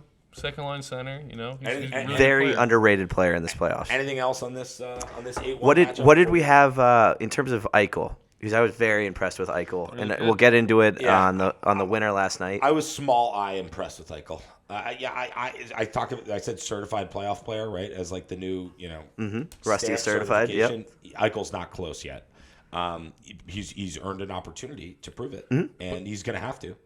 But I saw him collecting power play points and basically growing up before our eyes and participating in the series, unlike he did early. But to quote one of my favorites, Natasha Bedingfield, the rest is still unwritten. I mean, we don't really know where he's going. That is 100% true. Quote. And the fact is, when Winnipeg kind of falls asleep after game one, it's kind of tough to notice the good in some of these guys. But Chandler Stevenson, stud to start the playoffs, and Vegas was rolling in their second round matchup. But let's get to a very exciting series that went 7 last year. We thought it was going to go 7 again, but Leon Draisaitl, holy shit, this guy is certified. Does he get the stamp? Leo's been stamped. Leo was stamped last year on one leg. That stamped Leo last year on one leg. He's a 2-point-a-game player in the playoffs. It's historic. A lot of people don't realize how difficult it is to play on a high ankle sprain. Oh yeah. And not this season, last postseason, what he was battling through, and the fact that he was still a valuable player with one leg. Absolutely. That was a joke. I mean, so he's been playoff certified for a while. And just quickly on the high ankle sprain note, as a former high ankle sprain person myself, I am a high ankle sprain survivor myself. Same. It can oftentimes be worse than a broken ankle. And I think the sprain gets people this thought that, it's just pain. Right. No. Yeah. It's really bad. Lingers. Like the high ankle sprain versus broken ankle, right? It's less like acute pain, but it's way more debilitating and a longer recovery, things that you linger with. I still deal with some shit from back in circa 08, you know? It's a thing. So but I think it's an underrated injury. Totally. Because of the name. But anyway, so back to the Edmonton LA series. Okay, I came out of the gates hot with both of you guys saying, whoa, mea culpa. LA Kings are going to give Edmonton all they can handle. And you know what? I think they were prepared to do that. To me, the reason that this series kind of went the way that it did, you watch this series and fucking LA's D-zone puck mismanagement was just atrocious. Their discipline, taking penalties against this power play that is scoring at a over 50% clip right now. As of last night, they were above 50% converting on the power play. Edmonton was. And you couple that, these are really the three things that just absolutely killed them. It was D-zone puck mismanagement. You can't freaking do that. You can't do that against these deadly Oilers. And the special teams absolutely killed them. They stuck to this very kind of defensive structure, defensive plan to try to limit everyone. And they just got caught playing way too much defense in Game 5, and that's what kind of did them in. And the same story in 6. And Edmonton proved to be the better team and found their way to the next round. So my closing points here, I just want to go out and give a couple shout-outs across the Kings because we're going to speak on our dearly departed, and then we're going to focus on those that are still dancing. Adrian Kempe. Rusty Stamp, certified playoff player. Yep. The nastiness, the back-checking, the slashing, the battling, just having the ass in general. Big props to Adrian Kempe. I was really impressed with what I saw out of him. He's officially a Rusty guy. Gavrikov, I thought, as advertised. He was really hyped up around deadline, playing in Columbus, didn't see a lot of him. Really just read scouting reports. Having watched him play 6 games, he's a really strong defensive defenseman. I think he's an elite number 4 defense on a core. And he's young. He's super young. He's not super young. He's like 28. I think he's 20. And then I want to shout out Mikey Anderson, guy who wears number 44. He drew the chasing around McDavid role a lot of this series. It was between him and Doughty, and they both did a good job. But Anderson chasing McDavid, Draisaitl was the story in this series, and I give Anderson a lot of credit for that. I thought again, when you're chasing around McDavid, like, you're going to take penalties, you're going to get beat. You're hopefully not going to look like a complete jackass, but you probably will. And I thought Anderson just did a good job battling and hanging in there. They just got overpowered. And my last note there was courtesy of Game 5 in that series. McJesus is back. I mean, the Kings gave him fits with Danault, and we talked about Kopitar and Doughty, and like the team commitment to shutting him down. It really did frustrate him at times in that series. But when he turned the corner there, 5-on-5, it's like, all right. We talked about unlocking Barkov. We're talking about really unleashing McDavid to Artie Leo, who's scoring 2 points a game, like 2 goals a game. That's a pretty scary thing. And my last note on the series, unless you've got something. I have something on that, actually. Yeah, I have a Go few ahead. points. Because I think what the Kings did to McDavid forced a move in the Oilers lineup. And they said, look, you want to shut down McDavid? We're going to put Draisaitl out there with him. And Draisaitl said, yeah, okay. I'll be Let the me second take the guy out space. here Let me and find it. fuck Yep. you. And it just changed it. And now, in rolling into the next series, they're playing together again. Because it seems like, and it's, I say a blueprint to slow down McDavid.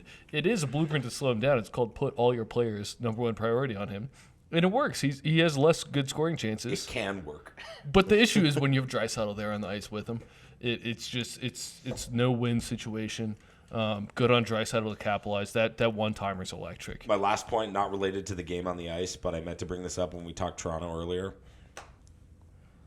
What the fuck is up with all the face painters in Canada?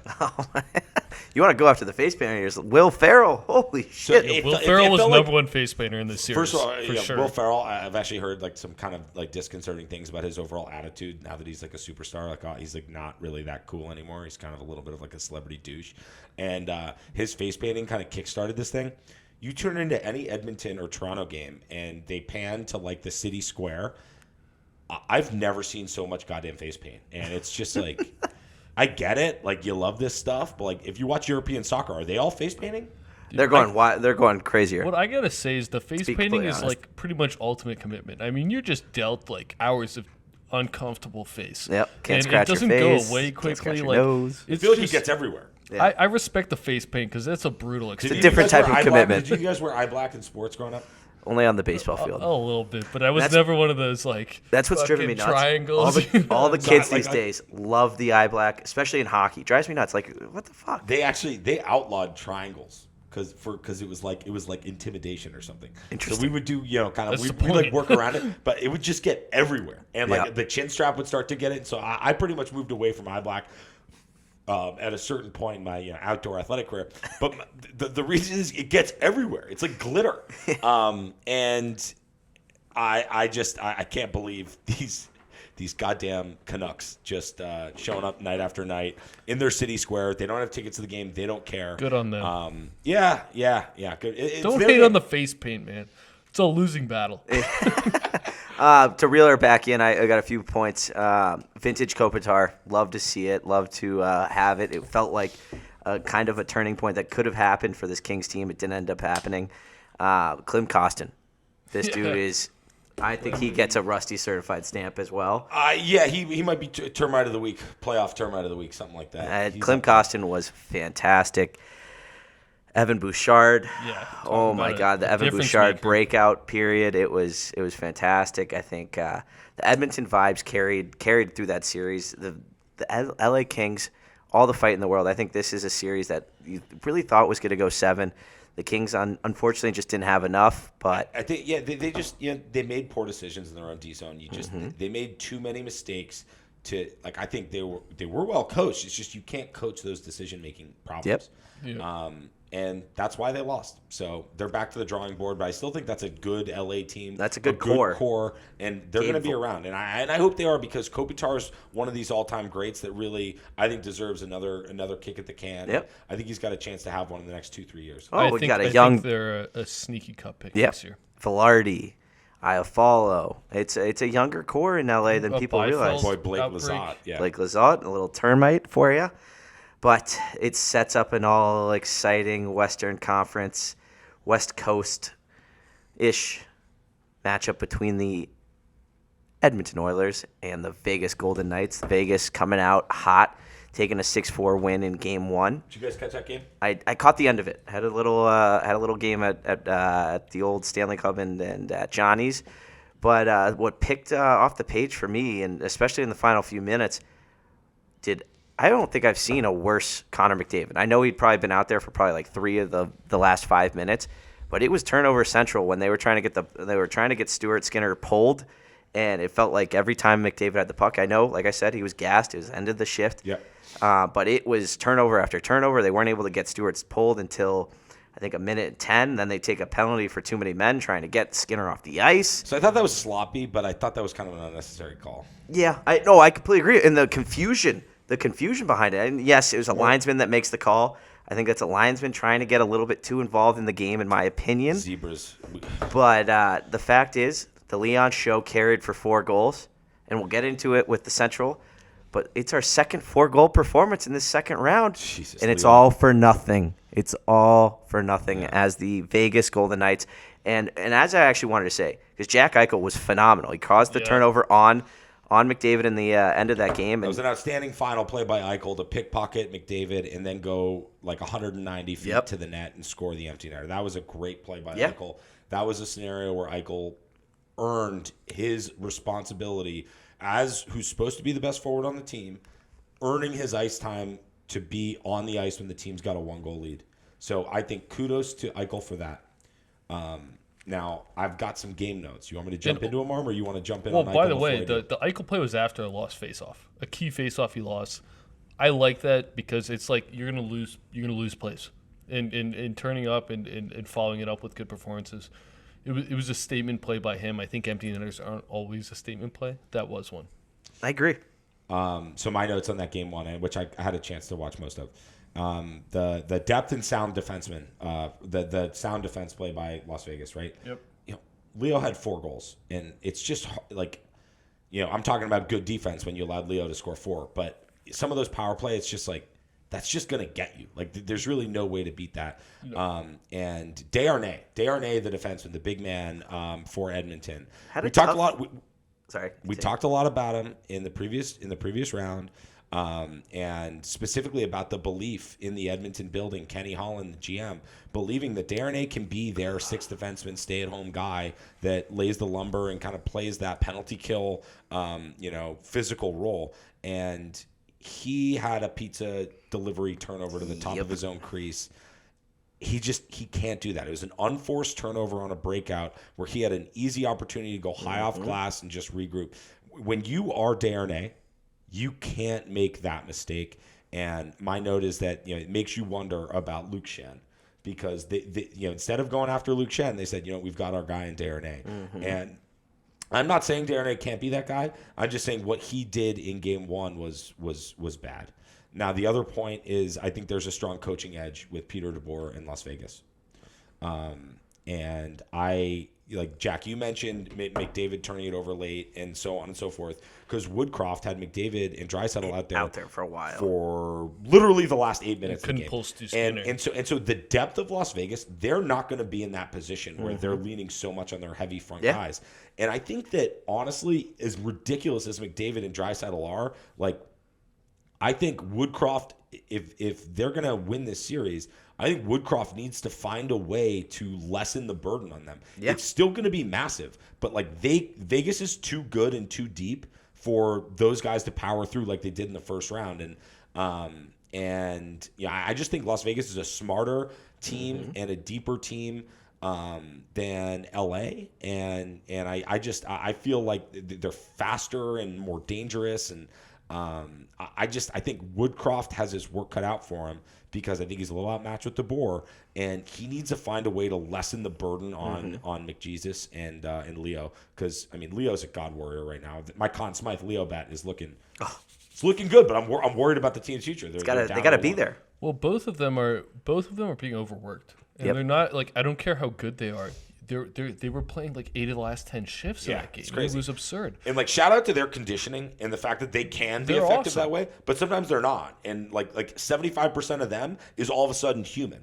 Right? I don't care about your conditioning when you're playing like 8 of the last 10 minutes, which is what it seemed like. Yeah.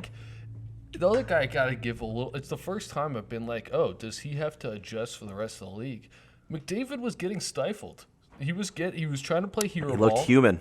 He was trying to go through everyone, and it wasn't working because it was 4 guys, and they said, look, we're not going to let you through.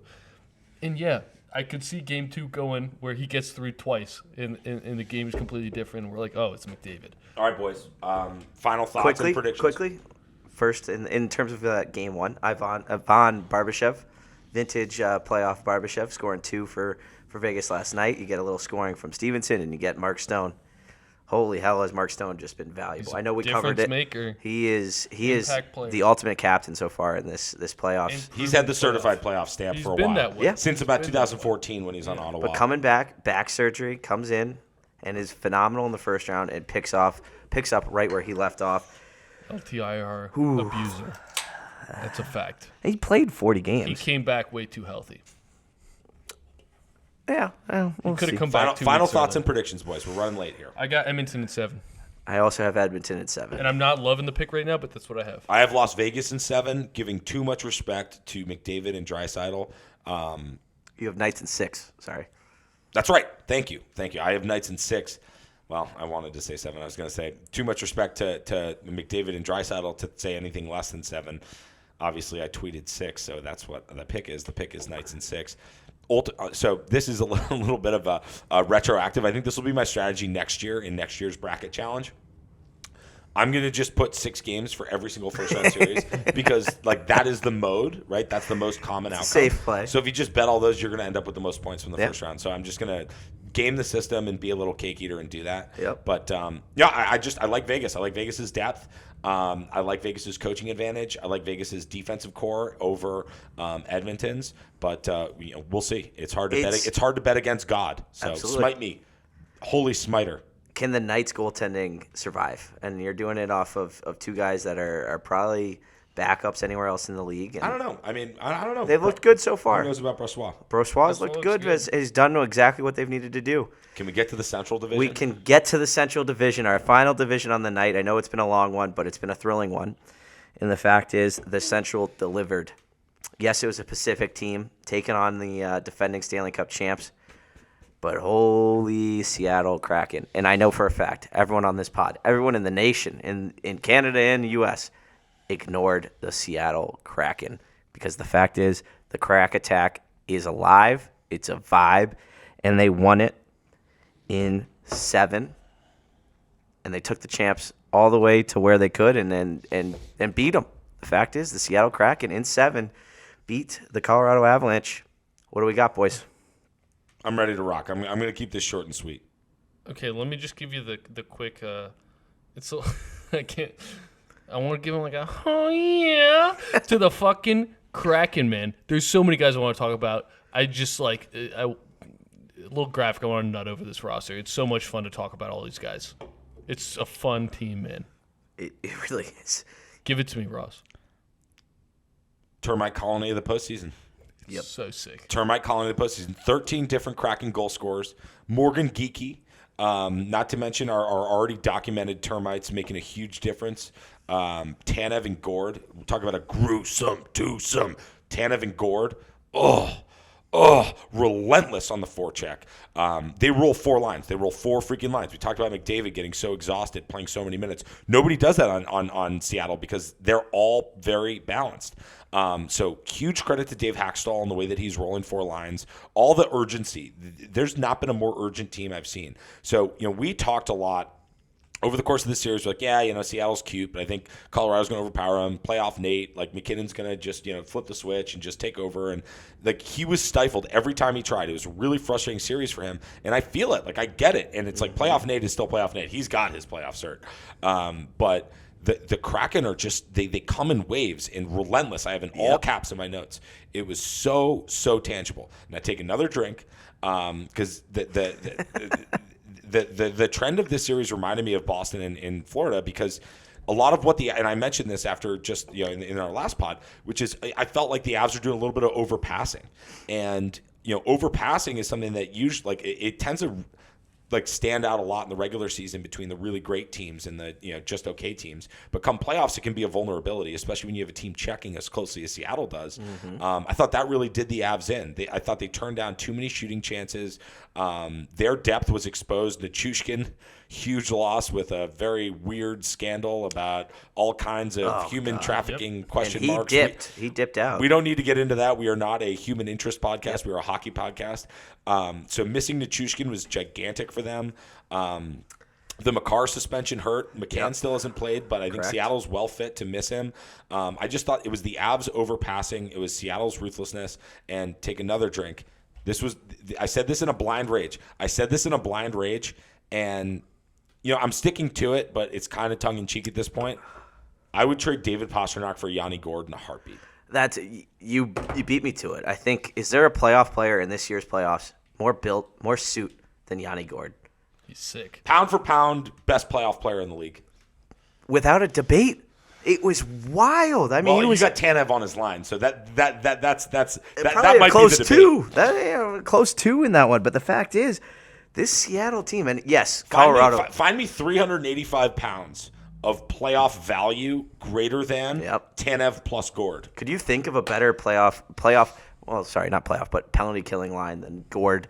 And they're awesome. They're fun to watch. It's wild. I think this Colorado team, they missed Gabriel Landeskog. I think they missed Landy. They missed Landy. I thought Grubauer drastically outplayed Georgiev. Oh, yeah. Remember revenge, baby. It was a revenge game. Do you remember our chatter before that series saying, "Don't look now, but the Avs are getting the best goaltending they've gotten"? Yeah, that wasn't the case come postseason. Nope. So Georgiev's still missing his playoff stamp. Yep. Grubauer quickly approaching his stamp. He doesn't have it yet. He still had a couple of really bad ones in the past. But he played well. Hey, Kraken are dangerous, and shame on us for ignoring them. Yep. Bjorkstrand, maybe. Bjorkstrand is sick. Smoke that crack rock. It's party time. They have so many guys. You just look up. You know who hasn't even shown up is Matty Beniers. Yep. I haven't even seen him. He's been fine. He's been there. He's been there. Fine, but Bjorkstrand, Tolvanen, Gourde, great line. 13 different goal scorers. I mean, it's the waves. Geeky. I'm Geeky. loving Geeky. Do you see him come out with the pink? They got the young dude on the the top pink line. visor for game 1 with Geeky. Love it. That's such a geeky Ballsy. move. It really is a Morgan I mean, Geeky move. Geeky just has to. He has to play like a geeky. No, I couldn't have thought of a better scenario for the NHL. Yes, second year of Seattle's existence, and look at this. It's the story of the playoffs, at least of round 1. I don't know. I think NHL executives would rather have Nate and Rantanen and agree Makar with you, advancing. but I think that they'd rather promote those superstars They don't than care a team about like the climate. Seattle that is void of superstars, which is what makes them so cool for the diehards. But the climate wants. I think the vintage crack. hockey fan is understanding and recognizing and respecting what Seattle did in the first round. Does crack smoke negatively impact the ozone? Yes. So we're It's like a tree. So we're at odds here with our crack attack and climate pledges, but I pledge allegiance to the Kraken. I agree. Another guy I got to shout out. Just quickly, we Go are ahead. not a podcast that is suggesting the use of crack or any hard drugs, but the crack attack is very alive. Unless it's the crack, like the K crack. I'll tell you what. The Kraken play like crackheads looking for a crack rock. Dude, They'll break into your car. Tanev, They man. will. I get it. Yeah, it's It's like a termite who senses wood. it is a Hop in team of termites. Okay, I got to give a shout out to this guy because he is always. You guys may not know this, but he is the second most famous sibling, Jamie Alexiak. The dude eats pucks. Yeah. He just loves blocking pucks, and he's a big man. And you know what? He's got sneaky skill. He's got sneaky player. skill when he's got the puck on his stick in a little bit of space. So he's been good, and they've rolled those. Adam Larson's been great for them. Phenomenal. Vince Dunn continuing, his kind of campaign to get a big ticket as a number one D-man to earn some real money this offseason. It's a great crew. Should we advance to our central final? To our final. Or sorry, excuse me, to our final first round matchup. Most of I think 2 out of the 3 of us picked him to win the Stanley Cup. Paulie, we'll shout you out a ton in this segment. But the fact is, the Dallas Stars beat the Minnesota Wild in 6 games, and it was a fun experience. It was a fun series for 6, and it was a series that honestly I think a lot of us would have said after games 1 and 2 that this is going 7, but Dallas, Jake Ottinger, Tyler Seguin, Rope Hintz. It's a team of depth. It's a team of scoring. It is the Dallas Stars, and they took this one in 6. Alex, why don't you lead us off with the Dallas Stars beating the Minnesota Wild and Bill Guerin in 6? Yeah, I mean, this was a tough series. I do think through a lot of kind of smaller calls, I think Minnesota kind of got a little shafted by the refs a little bit. But Dallas played well, and they played well without Pavelski, clearly, as we've seen, one of the most important players, especially come playoff time. He's a guy who scores the goals that not many people do. Certified. Ross, what did you call him in the group chat? The best what? Greatest American-born forward of all time. I mean, he's working on that legacy. He's working on that legacy, that's for sure. Debatable. But they didn't have him. It's a LaVisca. I didn't think Jason Robertson was great.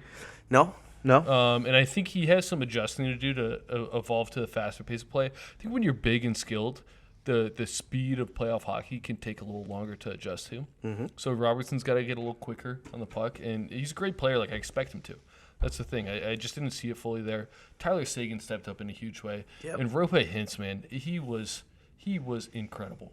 Paulie, dude, you shouted him out as a player. You sent it into the mailbag, and I think anyone who watched that series completely agrees. He was fantastic. In the tight areas, and then he could break it open with his speed to open up areas. And what I love about Hintz, he's one of the great players to watch, honestly. And to our listeners, I zero in on 24 in green and white. He could be so electric when he just explodes to the neutral zone and goes in and on an odd-man rush. But his coach compares him to Anze Kopitar. Because he plays a true 200-foot game. He's solid in the face-off dot, and he owns his man when playing in his own zone and defending the neutral zone, which that's huge. That's what playoff hockey is. So Rope, whatever we want to call him, he's a stud. He's officially got his playoff player certification. And that contract's looking better and better. He's stamped. Better and better. He's stamped. He's stamped. Now I've got some observations on the series, but do you want to get some last Paulie shout out because we're on the theme? Wyatt Johnson, 19-year-old. This has Ross, but the fact is the guy played a full 82. He stepped in. He's playing an experienced game for a 19-year-old. That you can't say. Yeah. But Paulie, we're thinking about you. We're keeping our eyes on you. No, I mean, Johnson's been good. He's played an important role for them. And for a guy of his age to show up in the playoffs like he is, with a game like his that is, which is, undersized guy, more of a goal scorer than, kind of a pure termite grinder, he showed up. He's not playoff certified yet.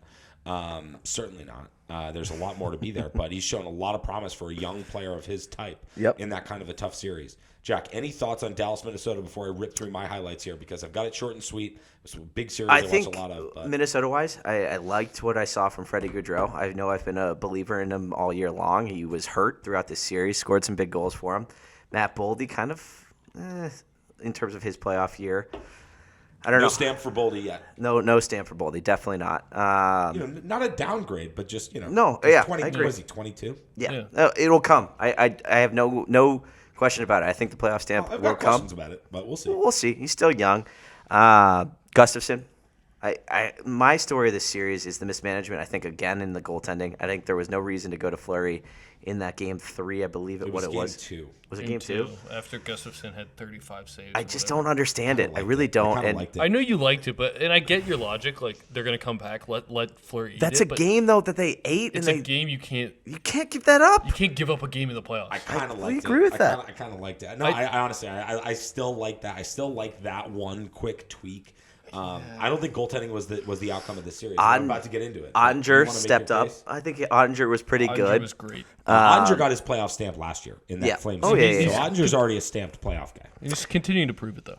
I thought Jamie Benn, as much as Certified. he was great. I think it was a vintage Jamie Benn. And I disagree. It wasn't vintage Jamie Benn. I thought we saw some ups and downs with Benn. the good was vintage. I'm looking for a lot more Benn in Yes. this series. I think Yes. he can turn it up a notch. Go ahead, but then I have a guy too. The defenseman, Heiskanen. I thought he was okay. I thought he was pretty good. Bro, he was the best player on the ice. I agree. I mean, I think Heiskanen. I got another feature on Heiskanen, Conn Smythe and Ottinger, Conn Smythe. I thought. He's sick, man. I don't think you watch enough of the series if you think Heiskanen was just I okay. think he has another gear though. That's my hour and 45 minutes in. It's a little bit of a Fair. brain An hour fart on that one. 45. But no, I think Max Domi was the depth of this Stars team.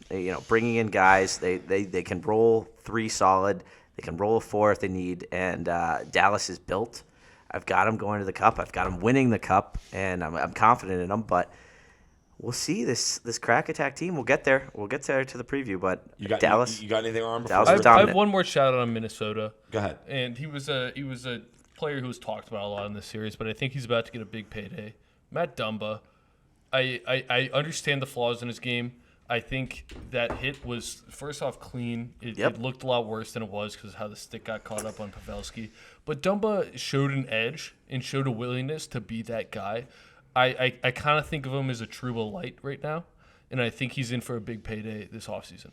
He's been there for a while. I think he's in for sneakily been there for. He's going to get a quite payday a while. from a team who needs something like that. Yeah. Which is It'll a be good an role to interesting carve out. off-season storyline where Agree. Dumba lands. I thought he had a good series, an impactful series, I'll say. Obviously, Let me just rip through it really quickly. So I flip-flopped on my Dallas pick after 2, not because I thought Dallas was outclassed, but because Minnesota looked that good, honestly.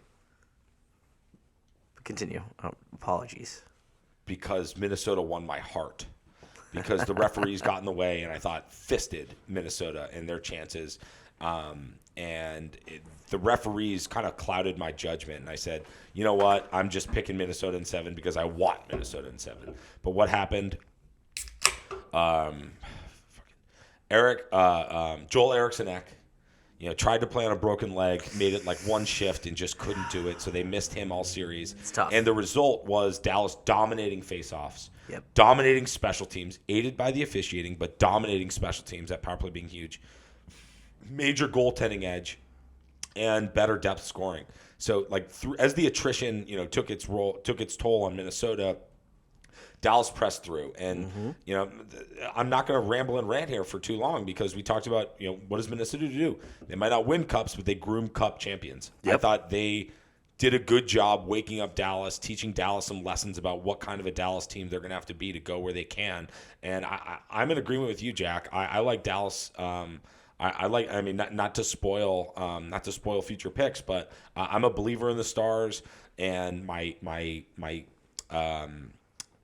seesawing last week, it was emotional and clouded by the damn Zebras.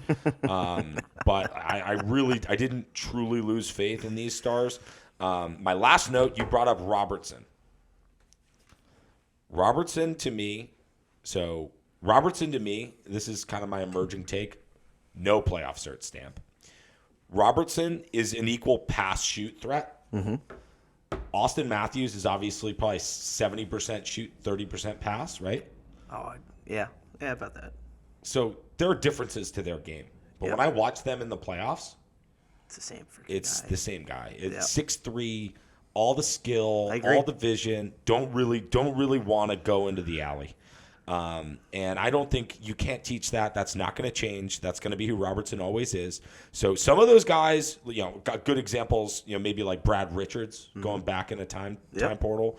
There are guys that are playoff performers that don't play that. completely gritty game, and so it's doable. But I'm a skeptic on Robertson, and right now he's the Austin Matthews. I think he's in the Austin Matthews category for me, which is dangerous. He'll get his points, but when it comes to taking over a series, Dallas going to have to go to other guys. Good news, they have the other guys. Yep. No, you're spot on. I think it is a depth lineup throughout, and the fact is, Dallas, we'll see, but breaking in, I think we're going to move into our second round matchup of Seattle versus Dallas. Any final thoughts before we wrap up on Minnesota-Dallas? No, I'm excited to get into this good to series. roll through, and we will. The fact is, the crack attack, the vibe, it carried. It carried into game one, and it was a little bit of a sleepy performance from Jake Ottinger, in my opinion. I think falling asleep for a good 2 minutes as the crack were able to kind of take over the game, but Dallas, what do we got in this series? I think this is a little bit of I wouldn't say David versus Goliath, but it kind of feels that way.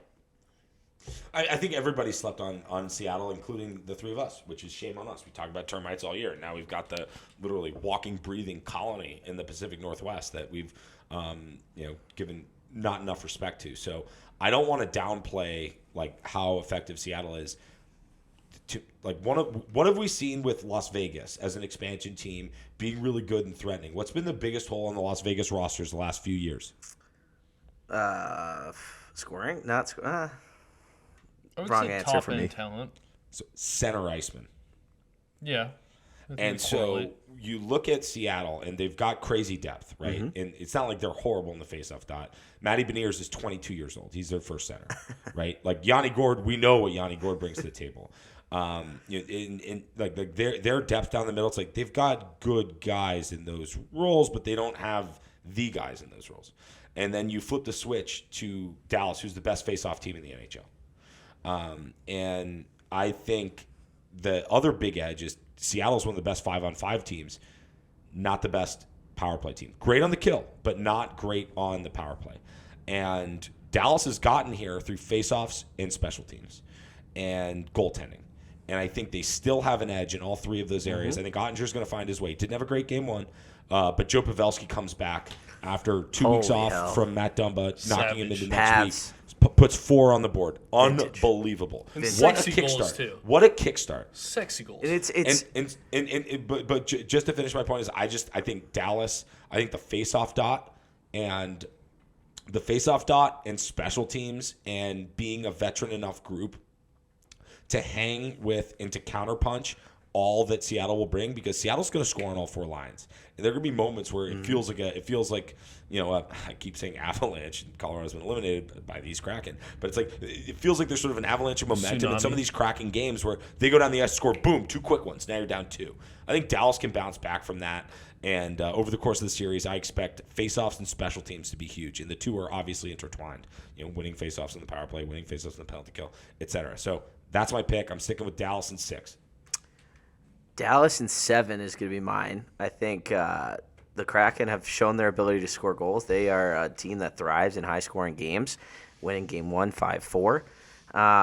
But I got to go with Dallas. Like I said, I think they are my cup winners.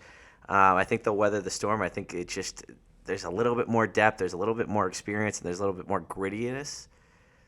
Maybe not grittiness, but I don't know. I just see experience weighing over this Kraken, and I've got Dallas in 7.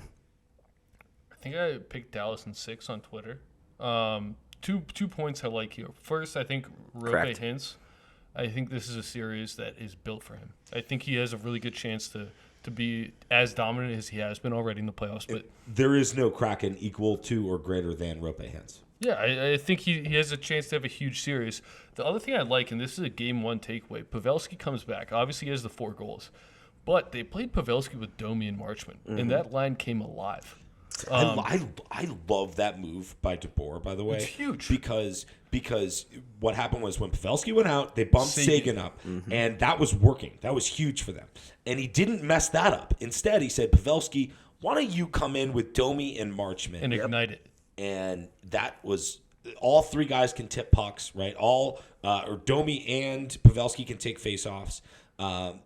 I just wanted to co-sign on that take because I meant to mention that, and I'm glad you brought it up, Arm, because that is, to me, I think a layer of coaching with DeBoer that really helps this Dallas team. The simple move would have been to put Pavelski back on his top line, and he didn't fuck with it, and he said, let's do this. And I honestly think Marchman and Pavelski for Domi could really help. I think they fit his game a lot. A lot of more direct players. And they need to get Marchment going. Yep. And it looks like Marchment they're going to looked good. Yeah, with I agree. Pavelski. I agree. He's come alive a little bit. That line looked dangerous because now Marchment isn't the when Marchment's out there without Pavelski, he's not he's the focus in front of the net. He can't drive a line. No, But Marchment, now no. Pavelski is kind of the center of attention.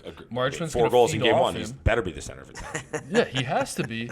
And now you have Marchman and Domi to have a little bit more space. The top line is not suffering because of how well Sagan's played. Shout out Tyler Sagan. I think we've given him his flowers, but he deserves them. I mean, what a kickback in a career. Although I will say he took a dive in game 1 that I don't approve of. Sure, but that's, it's Tyler Sagan still. Yep. Yep. No, it's tough to pick against this Stars team, and I think the depth, the talent, it's overall a great team, and it's a built franchise. We'll see what the Crack Attack are able to do. It's quite the vibe. There's no question about it. The vibes of the playoffs fully on Seattle, but we've got a hell of a matchup on all great four. Game one.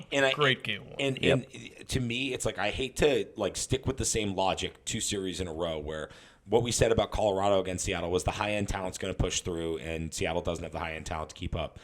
The reason I think that can be true with Dallas is that Dallas has the depth to match and that extra gear. Yeah. The Heiskanen, the Rupe Hintz, these got Pavelski scoring 4. They've got those guys that can get to a tier that I'm not sure the Kraken can get to.